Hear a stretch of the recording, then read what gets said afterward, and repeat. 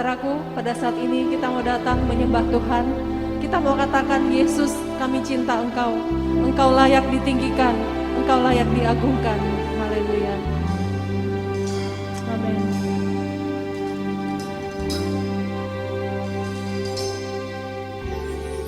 Yesus, ku cinta Kau, ku tinggikan, ku agungkan. Aku kan memuji-Mu baik di dalam suka dan duka. Sekali lagi katakan, Yesus, ku cinta Kau. Yesus,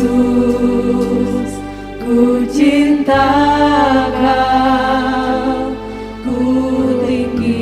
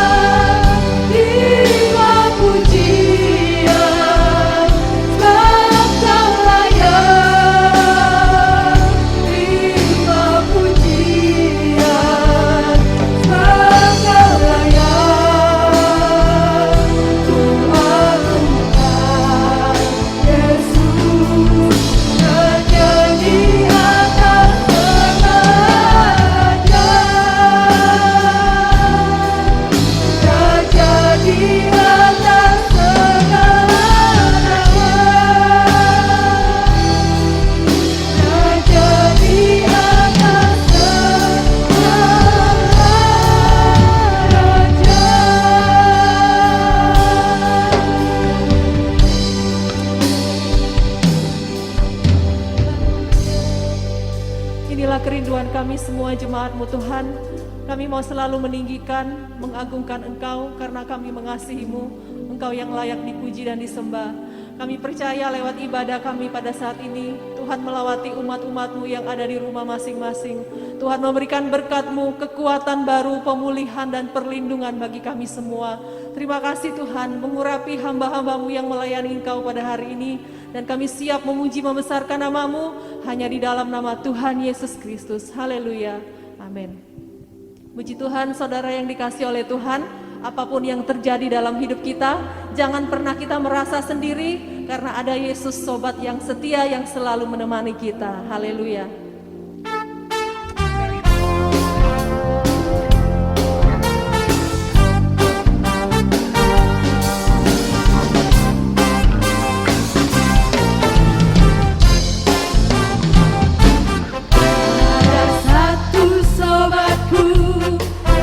Setia tak pernah dia tinggalkan diriku. Amin. Waktu aku susah, waktu ku sendirian, dia selalu menemani diriku. Sekali lagi katakan. Ada satu sobatku yang setia, tak pernah dia tinggalkan diriku. Waktu aku susah, waktu ku sendirian, dia selalu menemani diriku. Haleluya. Namanya Yesus, namanya Yesus, nama Yesus yang menghibur hatiku. Namanya Yesus, namanya Yesus, nama Yesus yang menghibur hatiku. Namanya Yesus, namanya Yesus, Amin. Amin. nama Yesus yang menghibur hatiku. Namanya Yesus, namanya Yesus, nama Yesus yang menghibur Katakan dengan hati, hatiku. namanya Yesus. Namanya Yesus, namanya Yesus, nama Yesus yang menghibur hatiku. Namanya Yesus, namanya Yesus, nama Yesus yang menghibur hatiku. Nama Yesus yang menghibur hatiku. Nama Yesus yang menghibur hatiku.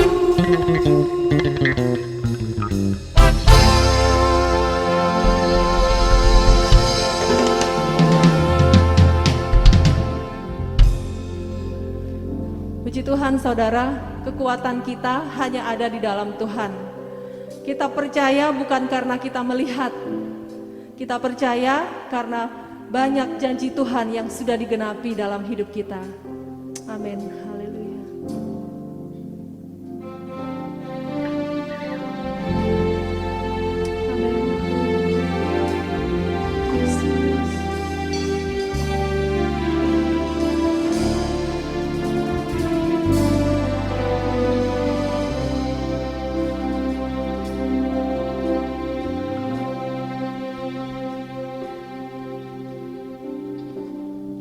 Kekuatan di hidupku,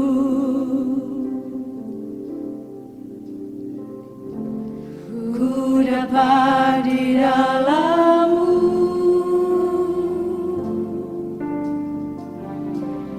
Kau teguhkan hatiku, tiada yang mustahil bagimu.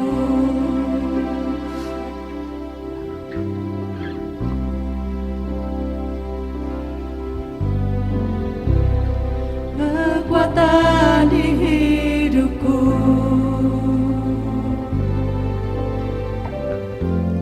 ku dapat di dalam-Mu.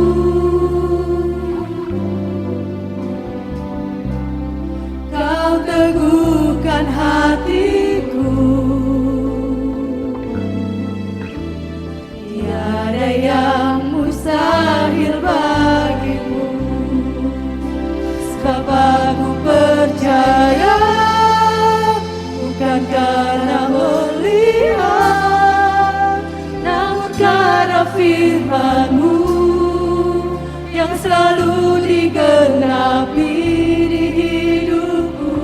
Ku percaya, bukan karena melihat, namun karena firman-Mu tiada pernah berubah. Sebab aku percaya, bukan karena melihat, namun karena firman-Mu yang selalu digenapi di hidupku. Ku percaya, bukan karena melihat, namun karena firman-Mu tiada pernah berubah. Sebab aku percaya, bukan karena melihat, namun karena firman-Mu yang selalu digenapi di hidupku. Ku percaya, bukan karena melihat, namun karena firman-Mu tiada pernah berubah. Sebab aku percaya, bukan karena melihat, namun karena firman-Mu yang selalu digenapi di hidupku. Ku percaya, bukan karena melihat, namun karena firman-Mu tiada pernah berubah. Namun karena firman-Mu tiada pernah berubah. Namun karena firman-Mu tiada pernah berubah.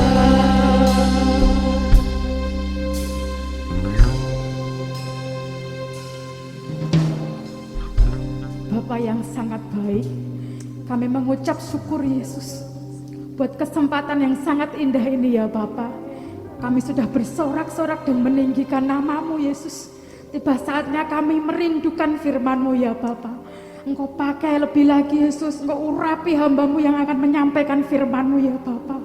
Engkau berkati Yesus, Engkau urapi ya Bapa. Engkau singkapkan rahasia-rahasia firman-Mu Yesus pada saat hari ini. Ya Bapa, jadikan hati kami Yesus sebagai tanah yang subur, hingga apa yang kami dapat dan kami peroleh ya Bapa, benih-benih firman-Mu kami dapat bertumbuh dan berbuah lebat ya Bapa. Ya Yesus, hidup kami tidak sia-sia lagi Yesus. Hidup kami berkenan di hadapan Engkau. Engkau Yesus, Engkau pakai hati kami masing-masing, baik jemaat-jemaat GPDI Mahanaim maupun radio-radio streaming Yesus, baik multimedia yang ada dimanapun berada, pendengar-pendengar ya Bapa. Engkau pakai Yesus hati kami, Engkau persiapkan hati kami masing-masing ya Bapa. Ampuni segala dosa dan kesalahan kami Yesus. Ampuni dosa dan kesalahan kami ya Bapa. Layakkan kami Yesus. Ini doa kami ya Bapa. Kami siap menerima firman-Mu. Kami sambut firman-Mu ya Bapa. Kami serahkan semua di dalam tangan kasih-Mu. Hanya di dalam nama Tuhan Yesus Kristus kami sudah berdoa. Haleluya, amin.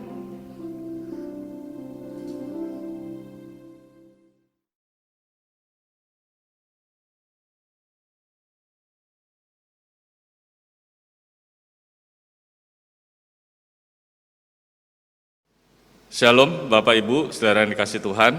Selamat kita diberkati Tuhan dalam ibadah online kali ini. Saya sangat bersyukur pada Tuhan lewat Ibu Gembala, Tuhan izinkan untuk berbagi kebenaran firman Tuhan. Doa kami Pak Ibu, saudara semua dimanapun berada selalu dalam perlindungan Tuhan, sehat dan hidup dalam keberkatan Tuhan. Ya, tetap jalankan protokol kesehatan karena hari-hari ini udah banyak yang terpapar, kita jaga diri masing-masing. Tuhan memberkati kita semua dan melindungi kita. Mari kita masuk dalam kebenaran firman Tuhan di dalam 1 Samuel pasal 17. 1 Samuel pasal 17, saya baca latar belakangnya ayat 1 sampai ayat 11. Saya baca di dalam nama Tuhan Yesus Kristus. Orang Filistin mengumpulkan tentaranya untuk berperang. Mereka berkumpul di Soko yang di tanah Yehuda dan berkemah antara Soko dan Aseka di Efes Damim. Saul dan orang-orang Israel juga berkumpul dan berkemah di lembah Tarbantin. Mereka mengatur barisan perangnya berhadapan dengan orang Filistin. Orang Filistin berdiri di bukit sebelah sini dan orang Israel berdiri di bukit sebelah sana. Dan lembah ada di antara mereka. Lalu tampillah keluar seorang pendekar dari tentara orang Filistin, namanya Goliat dari Gad, tingginya 6 hasta sejengkal. Ketopong tembaga ada di kepalanya dan ia memakai baju sirah yang bersisik. Berat baju sirah ini 5.000 sikal tembaga. Dia memakai penutup kaki dari tembaga dan di bahunya ia memanggul lembing tembaga. Gagang tombaknya seperti pesa tukang tenun. Dan mata tombaknya itu 600 sikal besi beratnya, dan seorang pembawa perisai berjalan di depannya. Ia berdiri dan berseru kepada barisan Israel, katanya kepada mereka, "Mengapa kamu keluar untuk mengatur barisan perangmu? Bukankah aku seorang Filistin dan kamu adalah hamba Saul? Pilihlah bagimu seorang dan biarlah ia turun mendapatkan daku. Jika ia dapat berperang melawan aku dan mengalahkan aku, maka kami akan menjadi hambamu. Tetapi jika aku dapat mengungguli dia dan mengalahkannya, maka kamu akan menjadi hamba kami dan takluk kepada kami." Pula kata orang Filistin itu, "Aku menantang hari ini barisan Israel, berikanlah kepadaku seorang, supaya kami berperang seorang lawan seorang." Ketika Saul dan segenap orang Israel mendengar perkataan orang Filistin itu, maka cemaslah hati mereka dan sangat ketakutan. Puji Tuhan, berbahagialah orang yang mendengar dan melakukan kebenaran firman Tuhan. Pak Ibu, saudara dikasih Tuhan, kisah ini sangat populer dan dari kecil kita mendengar kisah antara Daud melawan Goliat. Jadi ini tidak asing lagi, bahkan beberapa kali kita membahas peristiwa ini. Tetapi mari izinkan firman Tuhan melalui kisah ini membagikan kepada kita suatu hal yang mungkin baru bagi kita semua. Nah, saudara, yang menarik dari peristiwa ini dikatakan bahwa Saul dan orang Israel ketika mendengar perkataan orang Filistin itu, hati mereka cemas dan mereka diliputi oleh ketakutan. Ini sesuatu yang aneh menurut saya, sesuatu yang beda dari biasanya. Karena kalau saudara lihat Saul dan orang-orangnya, tentaranya ini bukan pasukan yang kemarin sore, anak kemarin sore, bukan. Bukan pasukan yang baru dibentuk, bukan. Ini pasukan yang udah terbiasa menang, Pak Ibu. Terbiasa menang, menghadapi musuh manapun mereka mengalami kemenangan. Coba lihat. Di dalam 1 Samuel pasal 14, 1 Samuel pasal 14 ayat 47.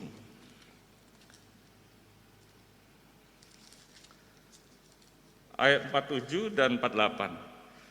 Setelah Saul mendapat jabatan raja atas Israel, maka berperanglah ia, Saul, ke segala penjuru melawan segala musuhnya. Melawan Moab, Bani Amon, Edom, raja-raja negeri Soba, dan orang Filistin. Dan kemanapun ia pergi, ia selalu mendapat kemenangan. Ia melakukan perbuatan-perbuatan yang gagah perkasa, memukul kalah orang Amalek dan melepaskan Israel dari tangan orang-orang yang merampas mereka. Jadi Saul dan tentaranya ini punya reputasi yang luar biasa sebenarnya. Tuhan nyatakan pertolongan kepada Saul dan orang-orangnya ketika menghadapi musuh-musuhnya, mereka mengalami kemenangan. Tuhan kasih kemenangan kepada mereka. Dan ketika ada seorang Goliat datang menantang mereka, maka sangat aneh bagi saya pribadi ketika firman Tuhan katakan bahwa cemaslah hati mereka, cemaslah hati Saul dan tentara-tentaranya, dan mereka juga diliputi ketakutan yang amat sangat. Jadi bagi saya aneh. Nah, coba lihat lagi di dalam 1 Samuel pasal 15. 1 Samuel pasal 15 ayat 7 dan ayat 8. Lalu Saul memukul kalah orang Amalek mulai dari Hawilah sampai ke Syur yang di sebelah timur Mesir. Agag, raja orang Amalek, ditangkapnya hidup-hidup, tetapi segenap rakyatnya ditumpasnya dengan mata pedang. Jadi Saul dan tentaranya ini punya reputasi yang luar biasa sebenarnya. Mereka terbiasa menang ketika ada musuh, orang Amon, orang Moab, orang Amalek, ya, bahkan orang Filistin dibabat habis, dipukul kalah oleh Saul dan tentara-tentaranya. Nah, kemudian sampailah pada satu peristiwa ketika bangsa Filistin merubah strategi mereka. Mereka menyodorkan Goliat untuk maju satu lawan satu. Maka Alkitab mencatat bahwa Saul dan tentaranya diliputi oleh kecemasan dan ketakutan yang amat sangat. Nah, ini aneh. Berbeda dengan Daud. Berbeda dengan seorang yang bernama Daud. Kalau saudara perhatikan di dalam peristiwa ini, Daud muncul dan menantang Goliat. Nah, coba lihat di 1 Samuel 17 ayat 25. Berkatalah orang-orang Israel itu, sudahkah kamu lihat orang yang maju itu? Sesungguhnya ia maju untuk mencemoohkan orang Israel. Orang yang mengalahkan dia akan dianugerahi raja kekayaan yang besar. Raja akan memberikan anaknya yang perempuan kepadanya dan kaum keluarganya akan dibebaskannya dari pajak di Israel. Lalu berkatalah Daud kepada orang-orang yang berdiri di dekatnya, apakah yang akan dilakukan kepada orang yang mengalahkan orang Filistin itu dan yang menghindarkan cemooh dari Israel? Siapakah orang Filistin yang tak bersunat ini sampai ia berani mencemoohkan barisan daripada Allah yang hidup? Beda dengan respon dari Daud ketika menghadapi Goliat. Daud tidak diliputi oleh ketakutan, Daud tidak diliputi oleh kecemasan, tetapi justru sebaliknya dia geram, dia marah kepada Goliat karena menghina barisan dari Allah yang maha tinggi. Nah, ini beda. Nah, saudara, mari coba kita lihat kenapa sampai ada perbedaan antara tentara-tentara Saul, termasuk juga Saul, dengan Daud. Kenapa tentara-tentara Saul dan juga Saul diliputi oleh kecemasan, padahal mereka track recordnya sebelumnya itu luar biasa. Mereka terbiasa menang. Bangsa manapun datang, Tuhan kasih kemenangan kepada mereka. Tetapi kali ini ketika menghadapi Goliat, Saul dan tentaranya diliputi oleh ketakutan, diliputi oleh kecemasan. Tetapi sebaliknya Daud, dia justru beda responnya. Dia jengkel, dia marah kepada Goliat yang menghina barisan dari Allah yang maha tinggi, Allah yang maha kuasa. Nah, coba kita lihat kenapa sampai perbedaan itu muncul. Kenapa tentara Saul dan Saul diliputi kecemasan tetapi Daud tidak? Justru sebaliknya, dia berani menantang Goliat.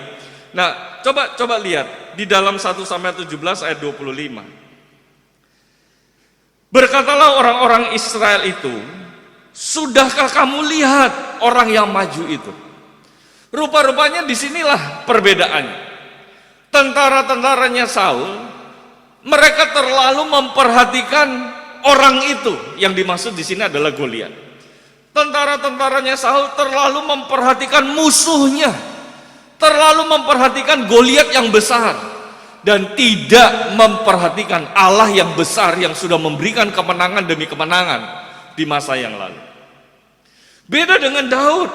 Daud reaksinya, responnya dia katakan marah geram. Kenapa? Karena dia punya Allah yang maha kuasa.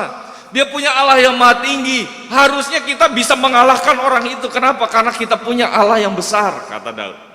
Nah, inilah perbedaan yang signifikan, perbedaan yang mencolok, yang muncul antara orang-orang Saul, bahkan termasuk Saul, dengan Daud. Tentara-tentaranya Saul terlalu melihat masalah, terlalu melihat Goliat yang besar, terlalu memperhatikan masalah yang besar. Tetapi sebaliknya, Daud dia memperhatikan Allah yang lebih besar dari masalah apapun. Nah, mari sidang jemaat yang dikasih Tuhan, Pak, Ibu, dimanapun kita berada, kita ini lagi ibadah online. Ya, kita disarankan juga tidak pergi kemana-mana, diam di rumah. Pandemi COVID-19 ini sepertinya kelihatannya seperti masalah yang besar. Banyak orang-orang diliputi oleh ketakutan, kecemasan hari-hari ini. Gimana ini Rembang katanya udah zona merah, banyak yang terpapar dan sebagainya. Dan banyak orang diliputi oleh kecemasan dengan peristiwa yang terjadi hari-hari ini. Tetapi mari firman Tuhan mengajar kepada kita, mengajak juga kepada kita, jangan kita diliputi oleh kecemasan, jangan kita diliputi oleh ketakutan, kalahkan itu ketakutan, kalahkan itu kecemasan. Bagaimana caranya? Fokus kita jangan kepada masalah, fokus kita, perhatian kita jangan kepada pandemi COVID-19, ini gini, dan sebagainya. Saudara akan diliputi oleh ketakutan, saudara akan diliputi oleh kecemasan. Tetapi sebaliknya Daud, dia fokus kepada Allah yang besar. Dia perhatiannya kepada Allah yang luar biasa. Nah, karena itu mari kita perhatikan Allah kita yang besar. Allah yang baginya tidak ada perkara yang mustahil. Allah yang kuasanya dulu, sekarang, dan sampai selama-lamanya tidak pernah berubah. Kalau dulu dia sanggup memberikan kemenangan kepada Daud, percayalah dia juga sanggup memberikan kemenangan kepada kita hari-hari ini. Nah, saudara, inilah perbedaan di mana tentara Saul lebih fokus kepada masalahnya, tetapi Daud dia lebih fokus kepada Allah yang besar. Nah, apakah Daud ini orang yang nekat? Apakah Daud ini orang yang tidak perhitungan? Dia asal melangkah saja karena ada iming-iming hadiah? Saya rasa tidak. Daud ini orang yang penuh dengan perhitungan. Daud ini bukan orang yang nekat, tapi dia penuh perhitungan. Dan perhitungan itu karena Daud mempunyai iman kepada Tuhan yang besar. Nah, coba lihat di dalam 1 Samuel pasal 17. Daud ini bukan orang yang ngawur, saudara. Ya, ayat yang ke-34. Tetapi Daud berkata kepada Saul, "Hambamu ini biasa mengembalakan kambing domba ayahnya. Apabila datang singa atau beruang yang menerkam seekor domba dari kawanannya, maka aku mengejarnya, menghajarnya, dan melepaskan domba itu dari mulutnya. Kemudian apabila ia berdiri menyerang aku, maka aku menangkap janggutnya, lalu menghajarnya dan membunuhnya. Baik singa maupun beruang telah dihajar oleh hambamu ini. Dan orang Filistin yang tak bersunat itu, ia akan sama seperti salah satu daripada binatang ini. Karena ia telah mencemoohkan barisan daripada Allah yang hidup." Ayat 37. "Pula kata Daud, Tuhan yang telah melepaskan aku dari cakar singa dan dari cakar beruang, dia juga akan melepaskan aku dari tangan orang Filistin itu." Kata Saul kepada Daud, "Pergilah, Tuhan menyertai engkau." Nah, saudara yang dikasih Tuhan, Daud bukannya tidak ada perhitungan, bukannya nekat, bukannya ngawur, ya, karena ada iming-iming hadiah dan udahlah kita nekat aja ngawur, bukan. Tetapi dia adalah orang yang penuh dengan perhitungan. Alkitab mencatat bahwa Daud ini biasa, ya, di dalam ayat yang ke-34, "Hambamu ini biasa mengembalakan kambing domba ayahnya." Nah, waktu mengembalakan kambing domba itulah pengenalan pribadi Daud dengan Tuhan. Tuhan menyertai Daud, Tuhan memberikan kemenangan ketika ada beruang, ada singa, Daud dibela oleh Tuhan. Jadi berdasarkan kebiasaan dia mengalami perjumpaan dengan Tuhan sehari-hari biasa, itulah kemudian muncul iman yang kokoh, iman yang kuat dari Daud, sehingga ketika menghadapi masalah yang lebih besar itu dia nggak peduli mau masalah sebesar apapun. Kenapa? Karena dia punya Tuhan yang lebih besar dari apapun. Amin. Jadi saudara yang dikasih Tuhan, inilah yang dibangun oleh Daud. Dia bukan orang yang ngawur, dia bukan orang yang tidak perhitungan, bukan orang yang nekat, tetapi imannya muncul itu karena dia terbiasa melibatkan Tuhan dalam kehidupan Daud sehari-hari. Nah, beda dengan tentaranya Saul atau Saul, imannya iman gerombolan. Imannya iman iman rame-rame. Beda, Daud tidak. Dia biasa mengembalakan domba seorang diri. Karena itu ketika dia menghadapi Goliat yang besar, meskipun tidak didukung oleh kakak-kakaknya, meskipun tidak didukung oleh Raja Saul sebenarnya juga tidak dukung amat kepada Daud. Tetapi Daud dia nggak peduli mau orang dukung dia, mau raja dukung dia nggak peduli. Yang penting ada Tuhan yang bersama-sama dengan dia. Dia nggak pedulikan mau masalah sebesar apapun, asal bersama dengan Tuhan kita sanggup melakukan perkara yang besar. Amin. Meskipun tidak ada orang-orang yang mendukung kita, meskipun tidak ada orang-orang yang bersama-sama dengan kita, tidak ada orang yang mensupport kita, tapi asal bersama dengan Tuhan kita dapat lakukan perkara yang besar. Karena itu Pak Ibu saudara kasih Tuhan, mari bangun iman percaya kita bukan iman gerombolan seperti tentaranya Saul, bukan iman rame-rame, tapi iman karena kita mempunyai hubungan pribadi dengan Tuhan. Karena kita melibatkan Tuhan dalam kehidupan kita sehari-hari. Ini yang harus kita bangun Pak Ibu. Nah, orang ya kalau kenal orang rame-rame dengan orang mengenal orang dengan secara pribadi itu beda. Coba lihat contohnya di dalam Matius pasal 16. Di dalam Injil Matius pasal 16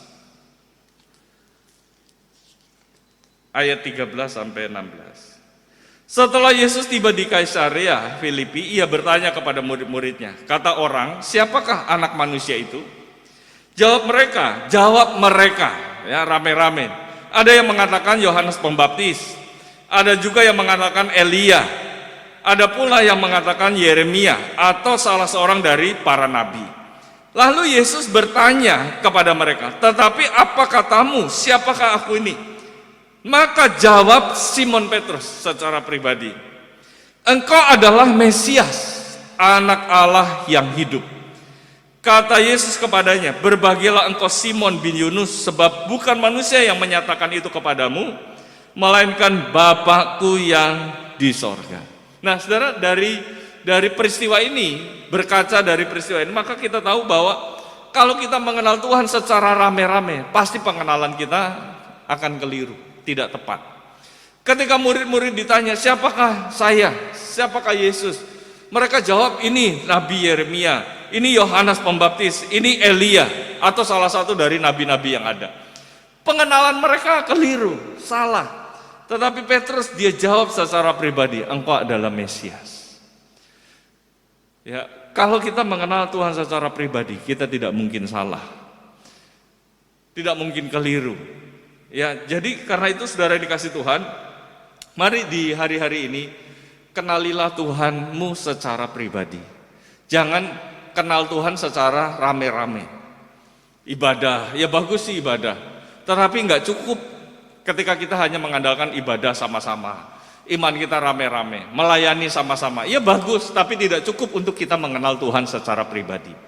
Saudara harus mengambil keputusan untuk membangun hubungan pribadi dengan Tuhan di rumah. Libatkan Tuhan dalam kehidupanmu sehari-hari. Libatkan dia. Dari situlah engkau akan lebih mengenal Tuhan, sehingga ketika mengalami masalah yang besar, imanmu akan kuat. Meskipun tidak ada orang yang dukung kita, meskipun tidak ada orang yang mensupport kita, tidak ada orang yang ada di belakang kita, nggak masalah. Yang penting selama masih ada Tuhan yang bersama-sama dengan kita, kita dapat mengalahkan apapun yang ada di hadapan kita. Musuh, ketakutan, kecemasan, masalah apapun, bersama dengan Tuhan kita mampu mengatasinya. Tuhan memberkati kita semua. Amin.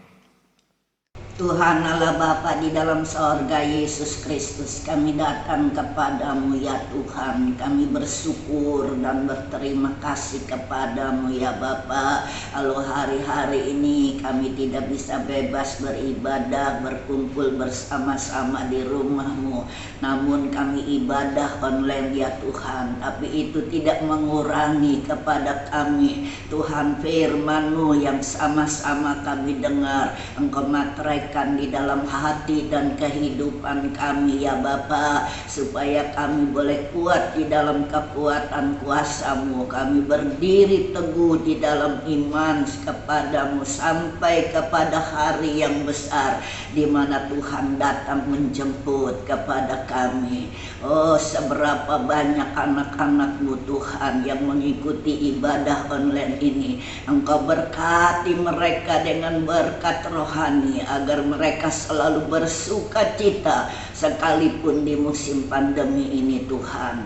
Dan Tuhan juga berkati secara jasmani, berkati rumah tangga mereka dengan sejahtera. Segala usaha yang diusahakan oleh umat-Mu, bubuhi berkat ke atasnya ya Tuhan. Kasih setia-Mu selalu menaungi kepada kami, hamba-hamba-Mu yang melayani dalam ibadah online ini.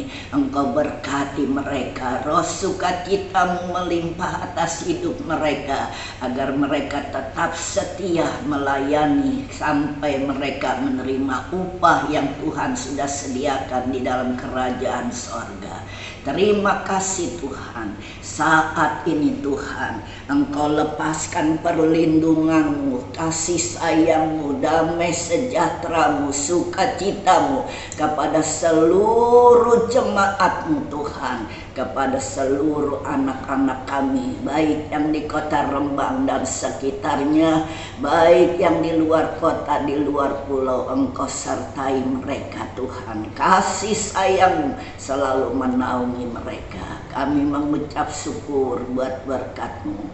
Dalam nama Tuhan Yesus Kristus kami sudah berdoa. Haleluya. Amin.